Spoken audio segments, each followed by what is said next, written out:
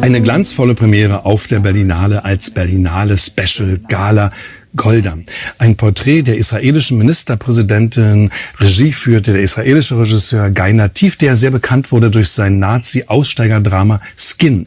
Jetzt erzählt er von Golda Meir in der Zeit des Jom-Kippur-Krieges 1973, wie sie schwere strategische Entscheidungen fällen muss, aber auch, wie sie später Rechenschaft ablegen muss, denn dieser Krieg hat ja sehr viele Opfer gefordert. Diese berühmte Frau wurde ja schon gespielt von Anne Bancroft oder auch von Ingrid Bergman. Diesmal sehen wir in der Hauptrolle kaum wieder zu erkennen Hellen Mirren, die Preisträgerin des Ehrenbären 2020 als Golda. Mr. Secretary? You are to open a humanitarian corridor to the Third Army, Golda. We cannot allow 30,000 men to die of thirst. We'll send them water when we've got our prisoners back. I will try to arrange. And Sadat agrees to direct talks with Israel. Not the Zionist entity, Israel. That would be tantamount to recognition. Yes. He will never agree to that. The Arab world will turn against him. If he doesn't, I will order my planes to attack. All those men will die.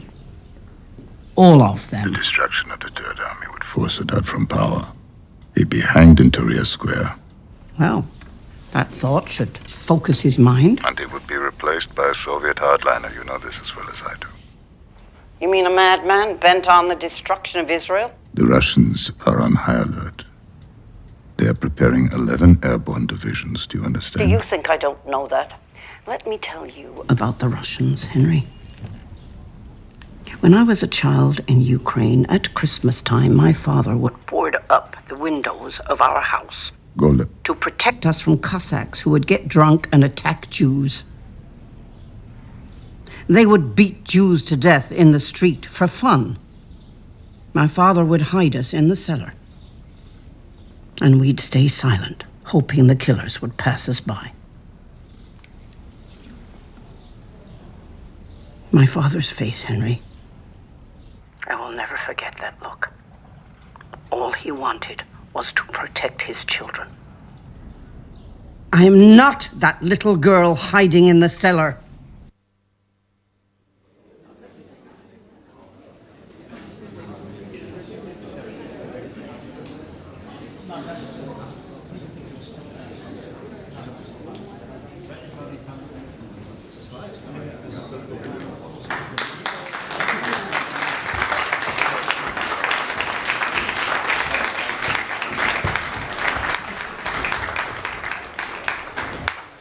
Hello, everyone. Hello. Hello.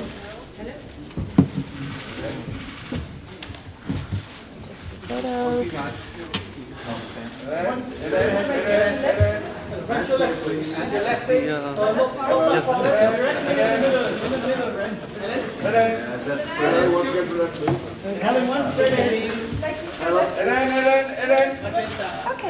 Okay, thank you.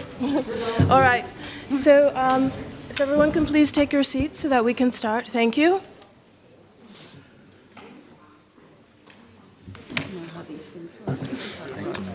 Yes. Thank you. So thank you, good afternoon, and welcome. Welcome everyone to the 73rd Berlinale and to this afternoon's press conference for Golda. Before we get started and open up for questions, first I want to introduce you to the film team that's here to present the film tonight, which will be world premiering in the Berlinale Palast. So first, I'm introducing the screenwriter and producer, Nicholas Martin, my far right.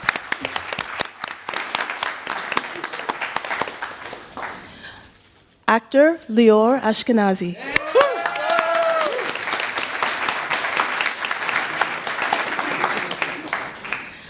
Academy Award-winning actress, Hellen Mirren.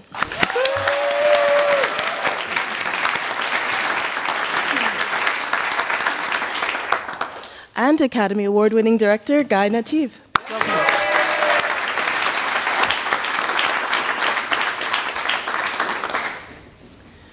So we're going to open it up to some questions. We'll We'll start here in the center, yes? In the center, yes. Hi, I'm working for the French news agency AFP.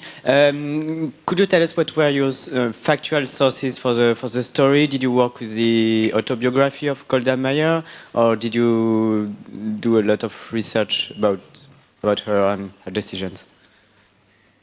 That's a beautiful question for Nick over there. I mean, there's been a tremendous amount has been written about Golda. I think there may be 100 biographies, and I started with them. But the story that we ended up with is quite a new take on her leadership during the Yom Kippur War. And I think much of the story that we've told is really from some quite new documents that have been declassified in the last 15 or 20 years. So it was, you know, I ended up with my Golda library. It got to piled up on the floor. It got to my knee, and then it got to my waist, and then when you get onto Henry Kissinger, that man really writes a lot, and he has a lot to say, and just the Henry Kissinger chunk is sort of from about my knee up to my thigh.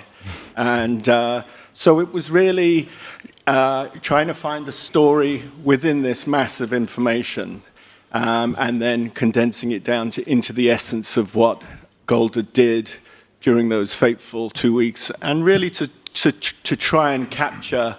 I felt that was the story I wanted to tell. That's the story we told, because it was the story that really captures who she was, her toughness and indefatigability. So I looked at everything I possibly could and talked to everyone I could, and that's the story that emerged. Hello, it's Natalia Zhuk from Ukrainian Moviegram. First of all, thanks for the movie. I've been waiting for it for some time already. I've got two questions. One, maybe for the whole team. It's about, the toughness and the situation when no matter which decision you make, there would be a lot of people who would be unhappy with this decision. And what do you think? I think maybe it's more for Hellen. How did you find the strength in your character somehow? And how did you answer this question to yourself? Where did she take the strength to persevere her way and not to be distracted by all their side effects, which are also very serious? And the second very short one about the smoke.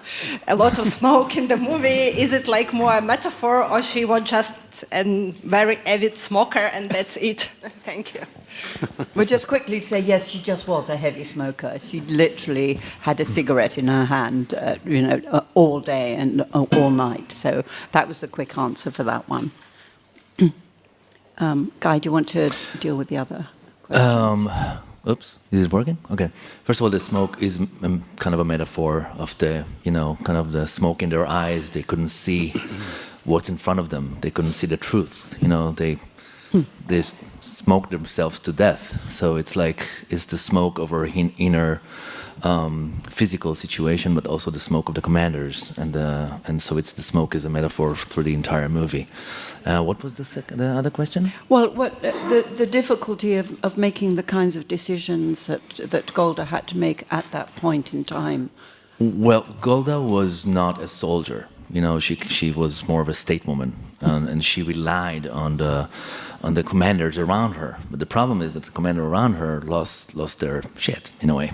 So the entire war, she didn't know what to do. One told her 50,000 soldiers, the other one 20,000. So she was trying to make decisions and control the situation and calm everyone down. So I think it was a very challenging situation for her. And she was also, she didn't want to be prime minister because she was they told her just go, and she said it's not something I want to do, and she found herself in this junction. It was very complicated for her, but she managed to somehow balance everyone. Hi, my name is Anna from ZDF. Hi, first off, congratulations on portraying yet another very strong female in a historic power position, Dame Mirren. Congratulations for that. Thank you for the movie. And my question to you is, Golda Meir was probably a very complex character to play, I imagine. She was loved by many, she was hated by many, and despised by maybe some. So what fascinated you most about her, and also kind of hinting on the question that started, what was maybe most tricky about her playing her character?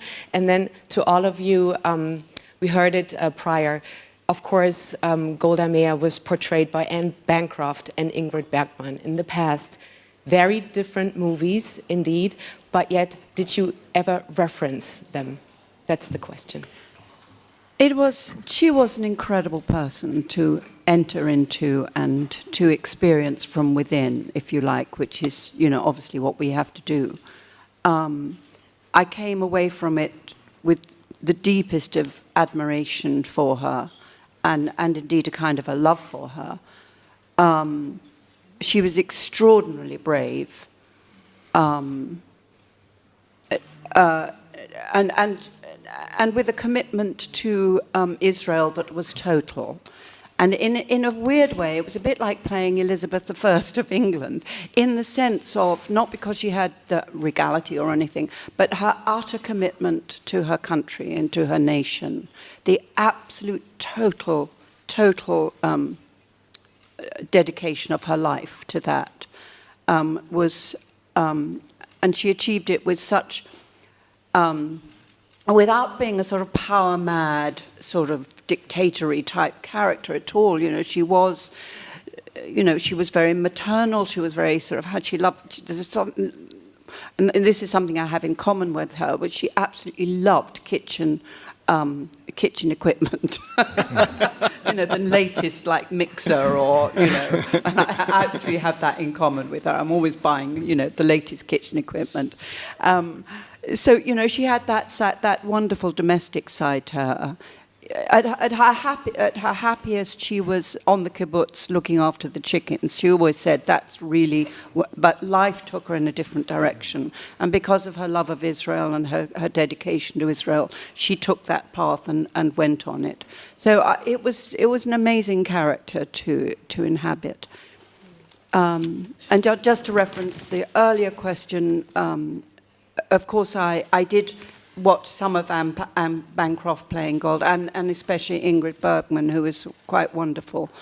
But then from that point on, you make it your own. And we were very specifically dealing with, it's not a biopic, it's not her whole life. It's just this little section of her life when she was most challenged. And I thought that was a marvelous Guy's idea, just to take that section and really concentrate on that. And yes, I read a lot of books, obviously watched a lot of video, but I always find playing these characters, I like to look at their life up to the age of 20. It's really how they were as children and how they were created as children. And it's very interesting, and I love the fact that Guy references that in this film, and as we just saw about her talking about growing up in the Ukraine and what she experienced, and those experiences are the ones that form you, I believe. And continue a little bit what Helen said. My inspiration was Das Boot, in a way that she's in the trenches. She's in one location, she cannot leave, and she's very alone in this mayhem of the war around, these men. But I wanted to keep it and to emphasize the sound rather than going out to the war and see all the horror. So for me, that was the DNA from the beginning. Okay, that's fine. My name is Mahar Sigit, Africa Refugee News. Hey, you went a long, long way from Panorama to the Oscars. Hello to you. How are you? No, I'm really happy to see you again. I didn't know it was you just now. I appreciate it. This film is terrific because my friend who was in the war, wrote me tonight. He said this was a bloody war, he lost friends there, so this will open scars in Israel. Are you prepared for that? Because really...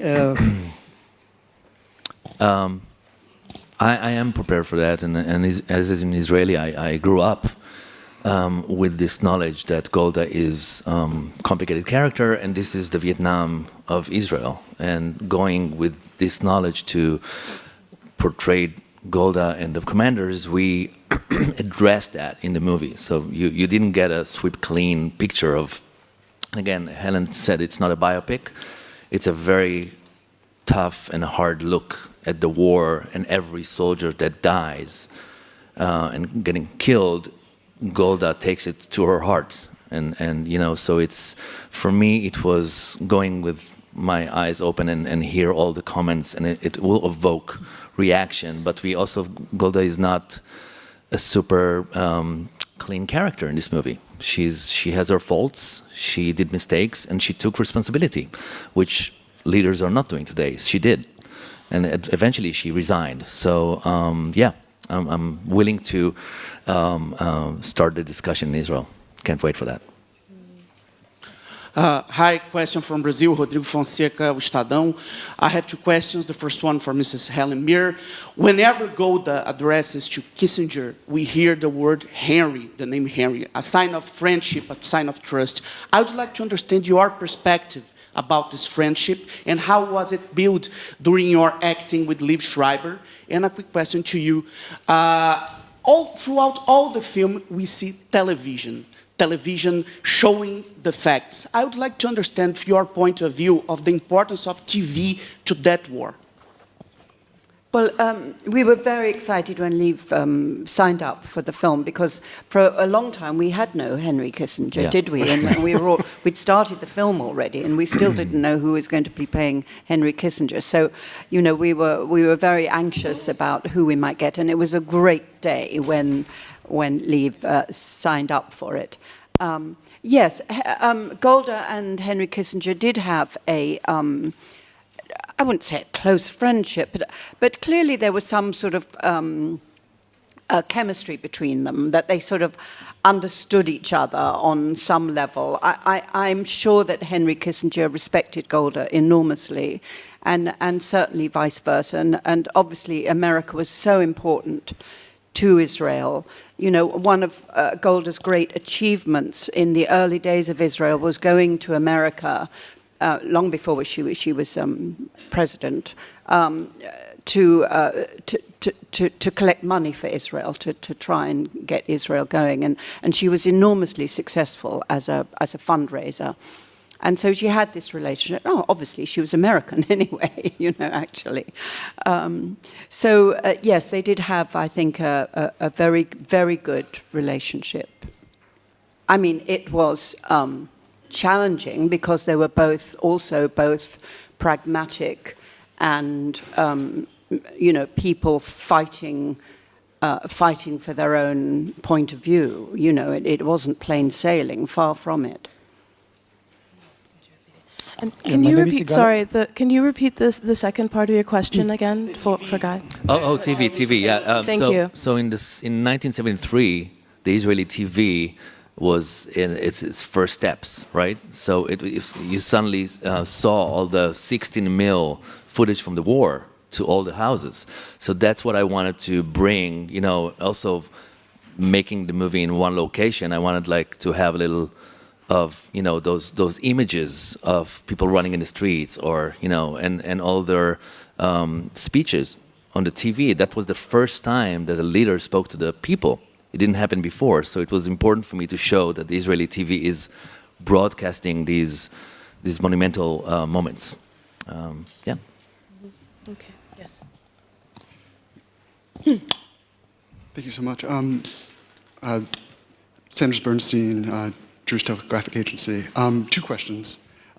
First one about the script. The film ends with Golda Meir and Enver Sadat sort of bonding, discussing their grandchildren together, and I was curious as to why, like, how you came about with thinking about that ending. And then the second one has to do with reception.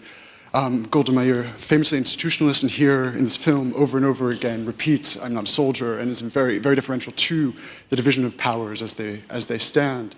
And what is the significance of it arriving today, which is such a momentous and dark day for Israel's Jewish democracy and institutions? Shall I start with what was the first one again? What was the first question? Sorry, the first one again. The first question had to do... Oh, the ending. That's right. Yes, I'm sorry. Yes.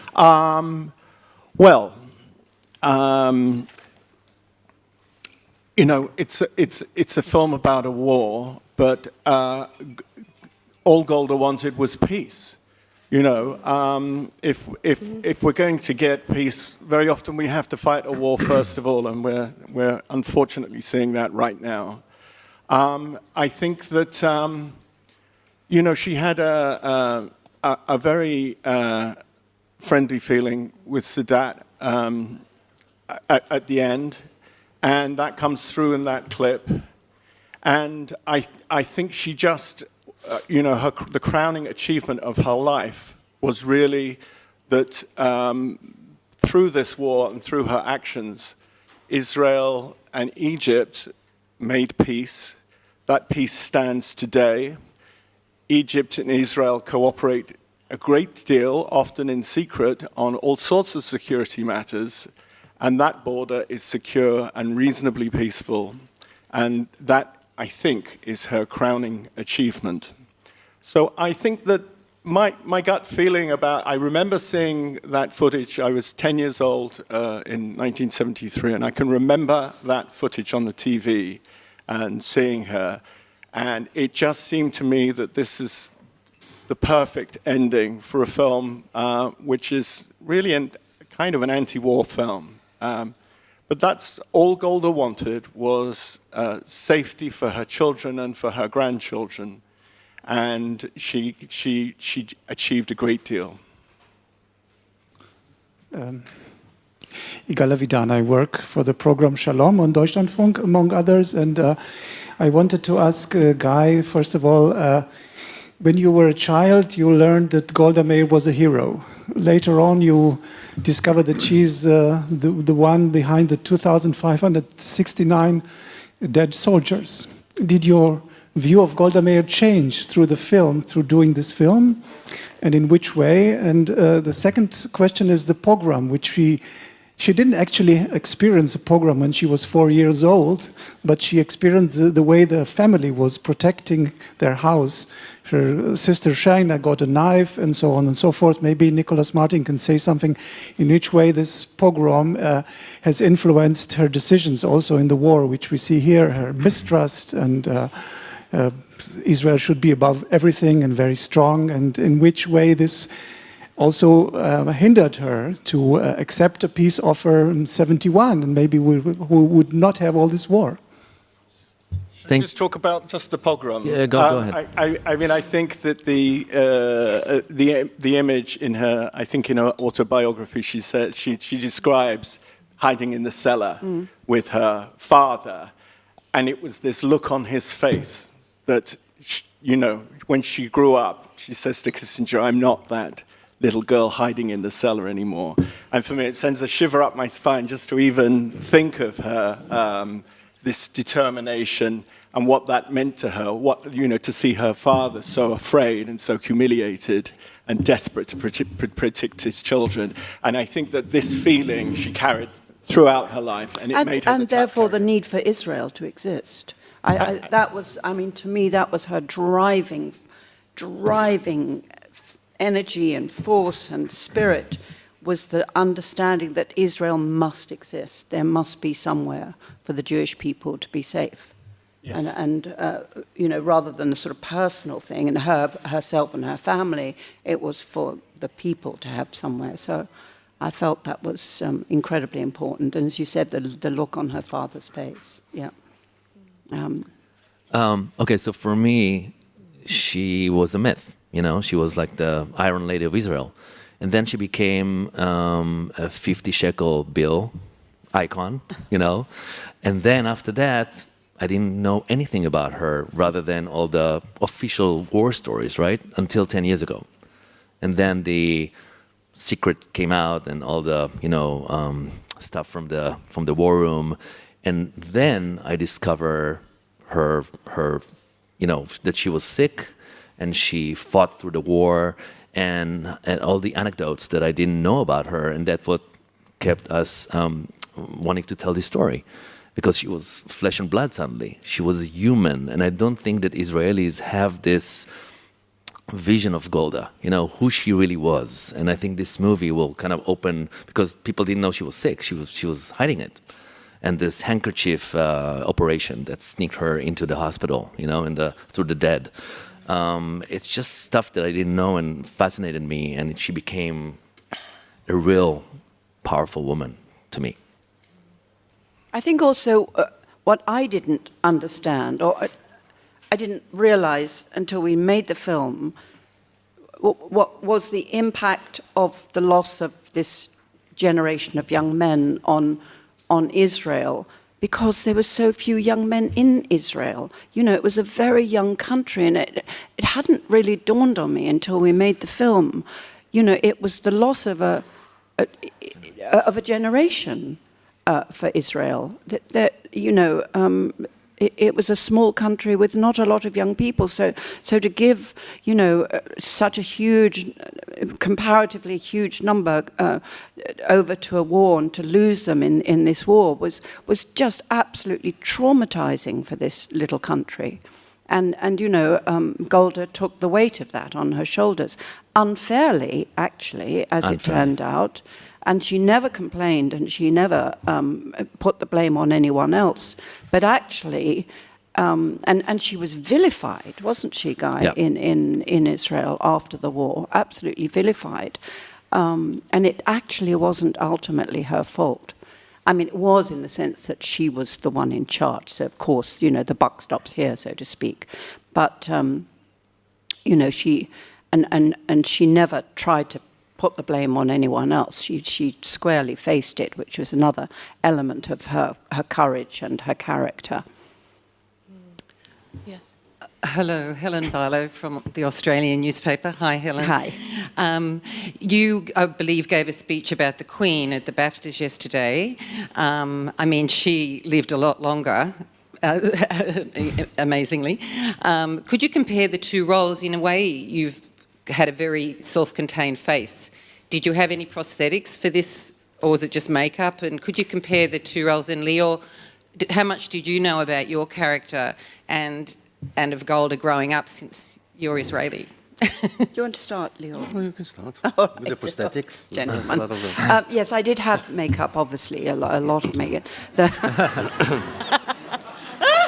She's humble. 4 hours in the makeup room. Yes, 4 hours every day. Every single day, and take them off as well. Yeah, an incredible makeup team. Incidentally, 2 young girls who were just wonderful, and also costume, incredibly important. So those elements, whatever character you're playing, the costume and the makeup is very, very important. It's a part of the creation of the story, really. So very, very important.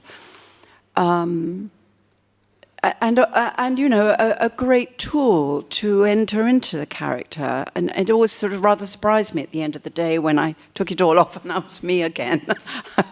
Because I got so used to being, looking in the mirror and being that person. I actually didn't see you for a long time. For 35 days. Yeah. I saw Golda. Yeah, and he saw Golda. I think it's the first time I see her as... that's the first time. Yes, that's true. We only ever saw each other. No. Yeah. Yes, because I arrived before you guys, and I left after you guys. Yeah. So, yeah, that's true.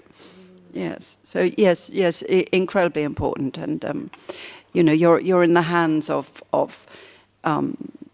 artisans and craftspeople who are brilliant at their own, in their own field. And our makeup people were fantastic. Karen, our head of makeup, is Karen here? I don't know if she's here, which is a shame. Okay. She could tell you more about it, but she's with us, isn't she? Yeah. Yes. Just compared to the Queen's self-contained kind of visual?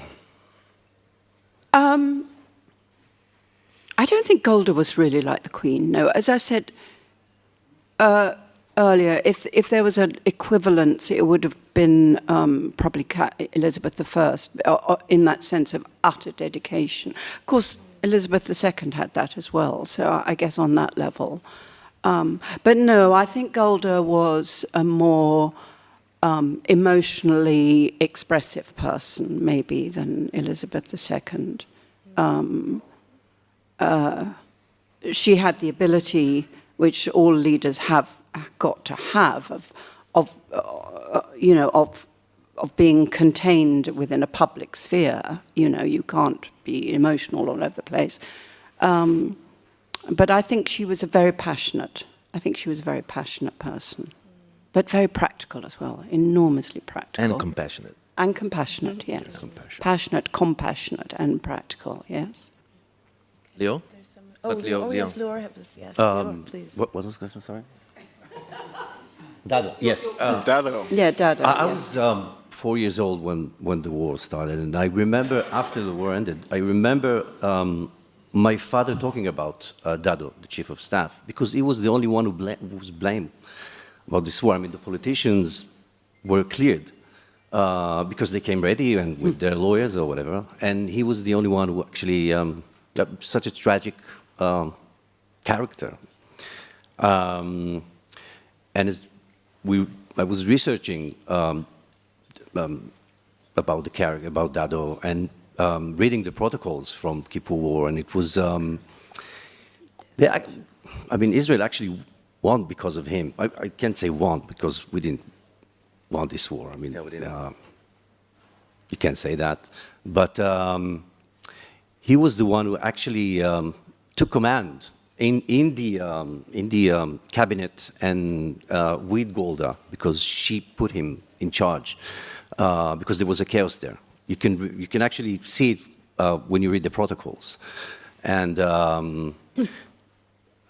it's like Dado and Golda were together in this generals thing, and he actually he was the the engineer of this winning. But again, he was to blame for the for what happened, and that was so tragic. And so we tried to bring the truth into the screen in a way. And he got a heart attack. He got a heart attack a few years after the war. Yeah, just after the war. Yes. Yeah. He couldn't clear his name. So. Unfair. Okay. Yes, I think we have time for one last question. Yes. Hello, Kate Connolly from the Guardian newspaper.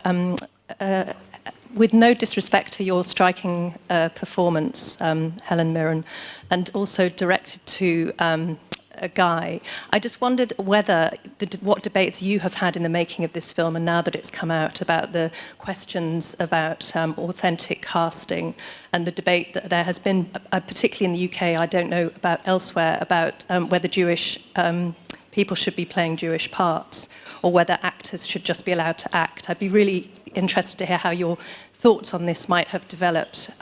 You've also said that this is a legitimate question to ask, Helen. Thank you. Yes, you can start. Okay. Hello there. I can tell it from my point of view as a director. When I met Helen in my house, I felt like I'm meeting a family member, like an aunt, So I felt that I'm meeting someone from like a Jewish person, because for me she's got the Jewish chops to portray Golda. We spoke about Golda for 4 hours. She totally got everything, every nook and cranny, everything in his character. And for me, other the fact that I adore Helen, and I think she's, close your eyes, close your ears. I think she's one of the best, actresses in the world. Okay, you can. I just found her very authentic to me. Now, one of the terms for me to direct this movie, to surround her with Israeli cast, to bring Israeli editor, and to bring Israeli more people from Israel to make it more kind of like so I would feel that I'm making an Israeli movie, right? And that helped a lot to have Lior and all the team here. But I totally, from my end, there's no doubt for me. And that's why I was so surprised to see this reaction, and Helen said something very smart. She said, okay, so let's say only Jews can portray Jews, but what about Jews not portraying Jews? Is this not allowed anymore?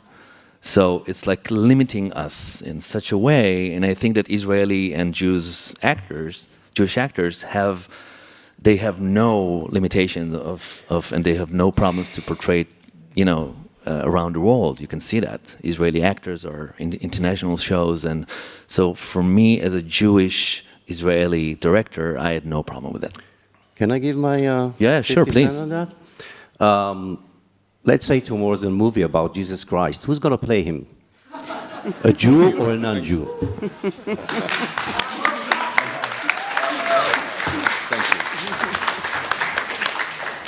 Well, it won't be me.